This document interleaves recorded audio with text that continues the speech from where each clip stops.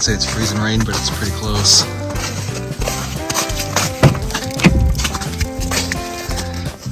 It's not what I'd call nice out.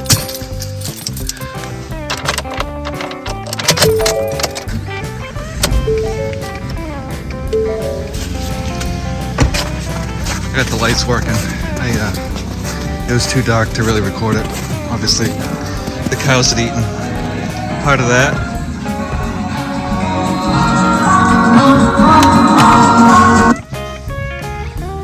Let's see.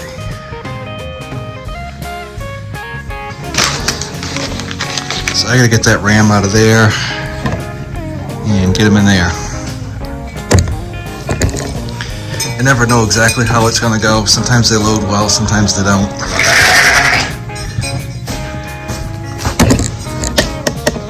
He's at the age where he's getting a little bit of a brat. Get that kind of back on him because he'll send you to the moon.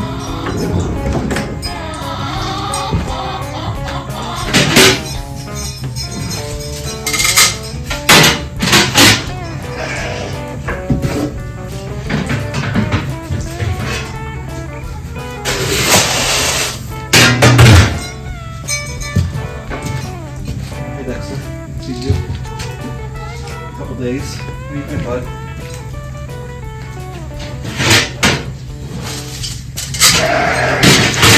Usually I bring the dogs out with me and they scatter. Pearl and Dexter don't get along with the dog. Lily does. It's kind of strange.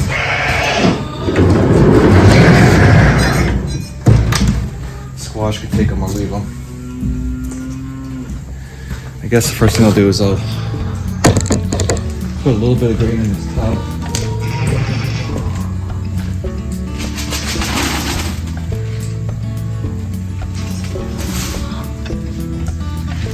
Let's see. Get this all done.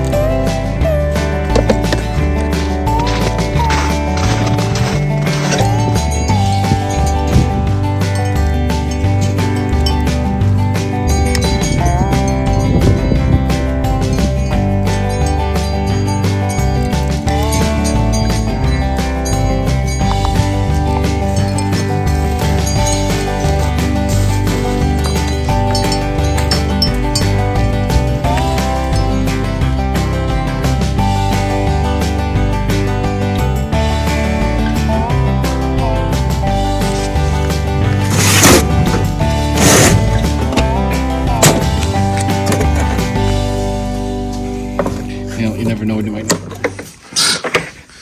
Unless they'll warranty that. Probably not.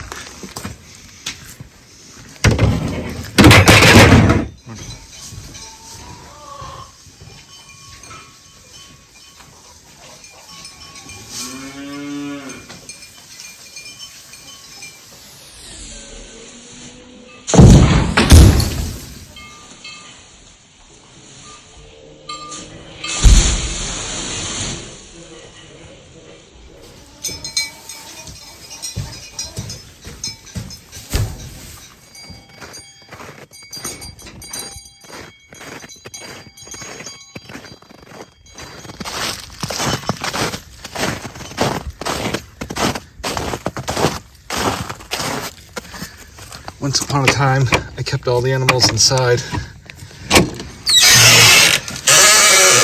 I bought a slew of them.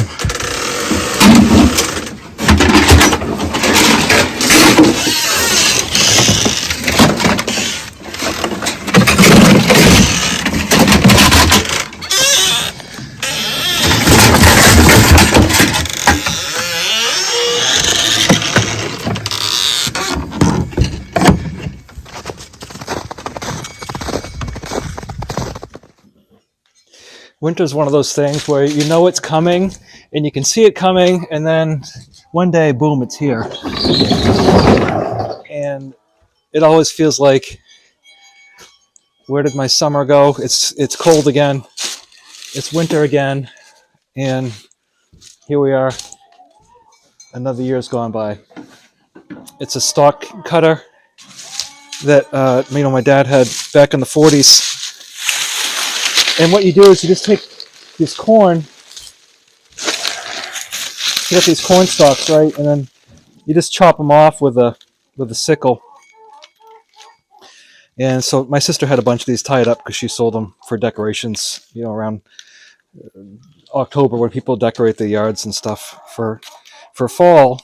And so anyway, if I just throw this out to the cows, they'll only eat the leaves off it. They won't eat the stalks. So this isn't silage. Silage is a whole different thing. Silage is when they run a machine through the field and it chops the stalk, the leaves, the cobs, all of it, and then it gets put either into a vertical silo or what my sister and brother-in-law have is it's called a bunker silo. It's basically just a cement pad with cement walls on it on three sides, and they heap the silage in there, and then they drive over it with a bulldozer a bunch of times to pack it down, and then they got this big silage cover that goes over the whole top of it. And what that does is it doesn't allow the air really in there, so it ferments in a way.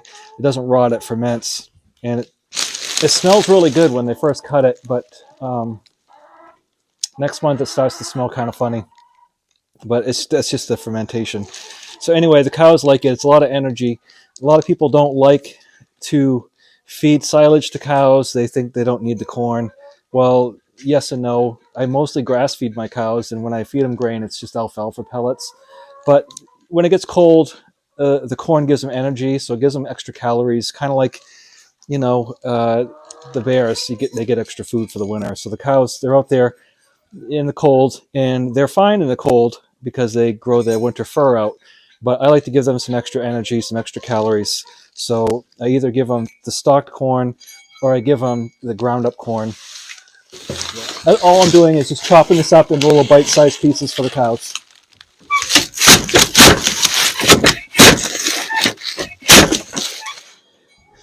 So one thing about animals is it feels like as I get older, the less I want to be outside when it's cold.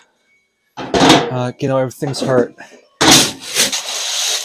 And animals give me a reason that I have to get up and go outside. Otherwise, I'd probably hibernate. When I first started out, I did conventional farming the way we did it when I was a kid, meaning this barn, I had stalls all the way down. And you can see in different places where the pipes were. You can see here all along You can see there were pipes for stanchions all the way down the barn. So the cows would be lined up here, tied up. And I had these fold downs, which I still have one left. And the cows would stand this way. So I'd feed them through the front and then shovel them out through the back. And they were tied up with pipes. I had pipes going down through with chains. And that's just the way it was done when I grew up.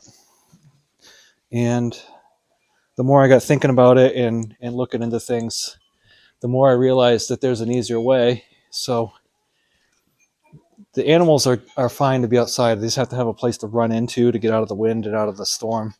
So they live outside all year round, except for the ewes when they have babies, or if I get calves or baby chicks. Obviously, the chickens are inside, but the babies, I keep them in the barn until they're able to be outside. So, but for the most part, the animals are just outside all year long. They've got a yard out there that I put them in for the winter, where it freezes and they don't really hurt it very much. And then once the fields come up in the spring, I kind of get them out of there so it comes back and move them around. But anyway, the way it was always done on these farms, and it was pretty much typical everywhere, was you just had your hay up here and you had these fold downs. Like there's still one there in front of the chickens. And you'd feed the hay in through there and then have a wheelbarrow in the back and you'd wheel it right out the back of the barn into a manure pile. Or some of the barns, you'd put the manure spreader underneath the barn and just there was a hole. And you would just dump it through the hole into the spreader. So this is a bank barn. It's pretty typical. You see these a lot in New England. You see them pretty much anywhere where it's hilly, because what they do is they just build it into the side of a hill and then you've got an underneath you can use. So some of them are high-rise barns where they drive in the top, like so the floor. You'd actually drive in up there and fork the hay off, and then the cows would be down here, and then the manure would be down there. So they just basically use gravity for everything, and that was really common too. In fact, my sister and brother-in-law has still got a barn over there like that. Is still kind of the way it always was before they got a freestall barn and a milking parlor, and they just kept some of the dry cows tied up down there. But anyway, that's what this barn looks like. And farming's in my blood. I'm retired from the military, and I have been for about 8 years, 7 years. And this is what I do in my retirement: is I raise my own food, and in the wintertime I do trains. So anyway, I want to show you, we're going to do the hay, but first I could do the water, and then I have to go downstairs and do the bedding. So what I got for bedding down there, so these guys have shavings. And it used to be when I was a kid, you could just go down to the lumber yard because there was like 4 sawmills in town, and you could just go up there with a pickup and take all the sawdust you wanted for free. But they figured out at some point that it's a commodity. So there's very few sawmills around like there used to be. It used to be there were lots, and now there's very few. So they package it up in bags, and it's like $5 a bag. You can get it cheaper if you buy a lot. So I try not to use a lot of shavings, but I do put straw underneath. And this is hay. Straw is different. Hay is grass. Straw is just like a grain. Like most of the people around here, they grow rye, or sometimes oats, but a lot of it's rye. So it's just the it's cut and it's the stem. It's just the stem. So the cows will eat a little bit of it. It's just more fiber for them. It doesn't hurt them. But straw is what I use for bedding down there, and shavings up here for the little ones. So this is my son's goat, and as a general rule, I don't like goats. He's a mini Nubian, so the species is a dairy goat, and we've had goats here before. They're kind of a menace. He's not too bad. He doesn't really get into trouble. He's just a regular goat who just is a pig. And anyway, he's my son's pet, so we keep him. But I don't like goats because they're always out. They eat everything. They don't eat tin cans. They don't eat tin cans like some people say, but they sure as heck do get into stuff. So these bells, I say this all the time, but a lot of you are new, so you don't hear me. And yeah, they really are annoying to hear, for sure. But when they get lost in the woods, when they invariably get out, it sure makes it easy to find them.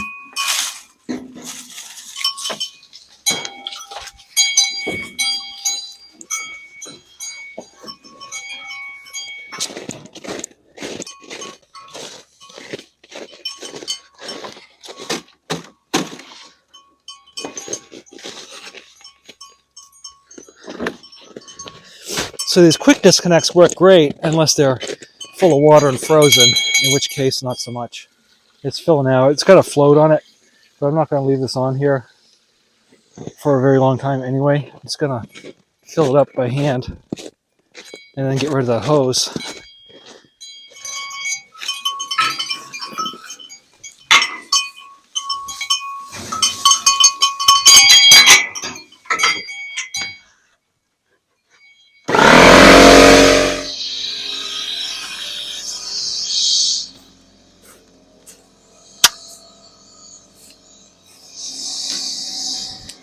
So I take my compressor and I hook the hose up from the air hose to the water hose, and what that'll do is send all the water out and replace it with air, and then it won't freeze. Look how much nicer that field looks now with the stumps gone. I know there's still a lot of rocks up there, but it's starting to look like a field again. That's been, I've been working on this field for about 12 years, getting this back. I mean, I've been working on all of them, but that one right there was completely overgrown and real bad. So if you listen, you hear the air. So I just want to get all that water out because that causes problems. We're full and the tank heater's in there. Sometimes they'll grab that tank heater and chew the cord off or just throw it somewhere. I come out here a lot and it's out and the water's frozen.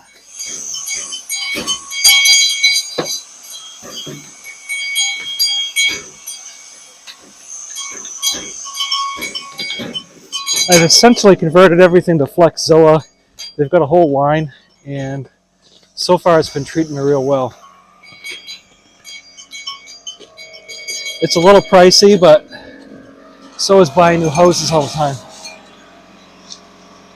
All right, guy, it's time for you to go. Get. Generally. So I lug a couple buckets of water to the sheep every day, and one to the chickens, and that's not a big deal. It's just when I have to fill that trough up that it gets kind of pain. So here's my straw, and as you can see, it's just stems, and some of it spreads better than others too. But anyway, so I'll go downstairs.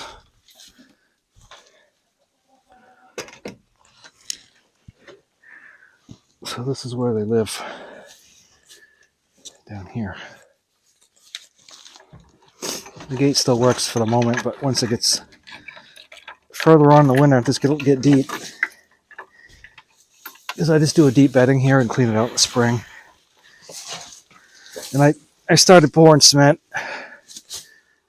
50 or 60 pound bags that I mixed up and dumped down here. I did the same thing with that little floor where I just was, where the hose is hooked up. That's all just bags of cement, but you gotta have a cement floor. So this has been just an earthen floor forever, but it makes clean out kind of a pain in the spring because it's muck. And then you don't know where the bottom is exactly. So I just take the straw. Come on in. There's no cows down here. So I don't go in the garden anymore. I've got that closed off. I got about an acre here or so. And here's where they live for the winter. So come on in, set a spell.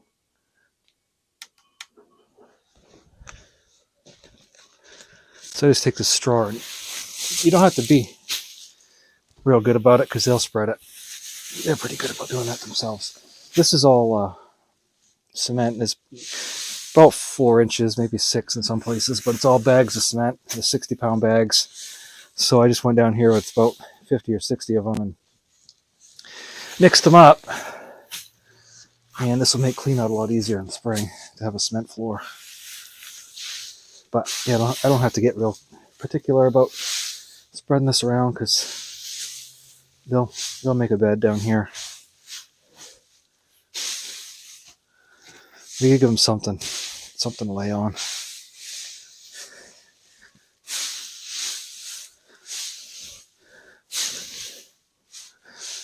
Because what happens is when it starts to thaw in the spring and the snow's coming off the roof, it's muddy over here, and then it just gets muddy in here, and it's a real mess. So hopefully this cement will make everybody's life a little easier, especially mine. So when it's just kind of a time to slow down and catch my breath, catch up on some movies, do my trains, sit by the wood stove. Those of you who don't have a wood stove, you don't know what you're missing. I'm not gonna lie.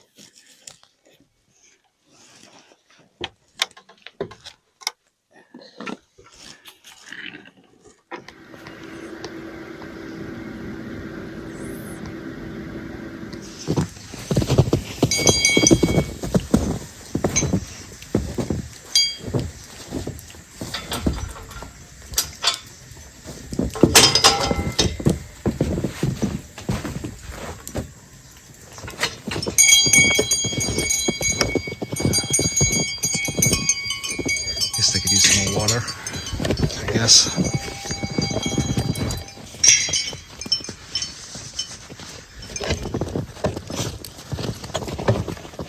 I'm gonna go down here first because I don't remember if the grater blade has the bushings on it for the quick hitch or not. And I don't want to take the quick hitch off if I need it. And I didn't think I needed the grater blade because it usually doesn't freeze great enough that when I use it on the driveway it tears it up. But I also forgot that I clean out the cement area with it. And yeah, I can back blade a little bit. This does work better. And I should come get it now while I can still get down here, because it won't be long before I can't.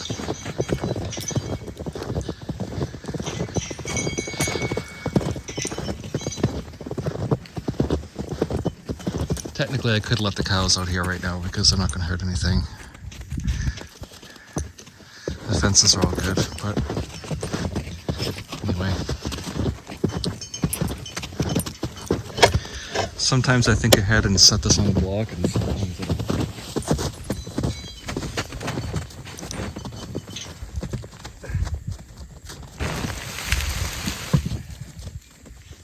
But I didn't put bushings on this.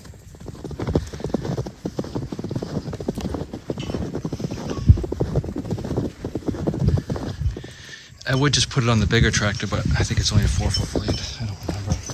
I don't really use it very much.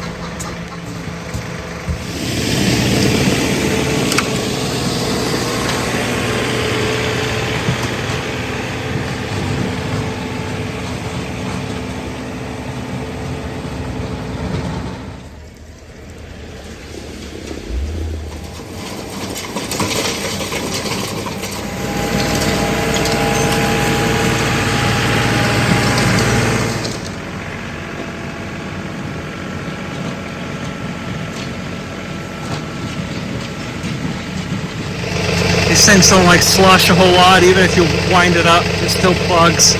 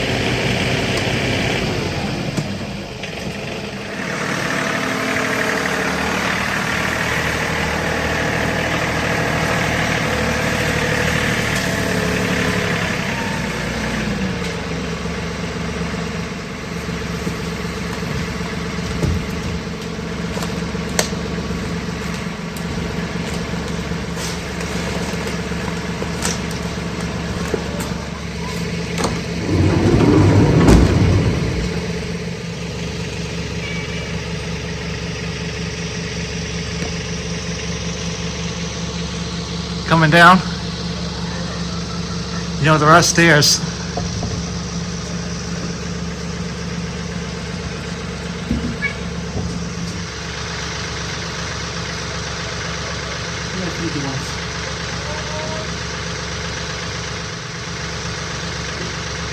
Good kitty.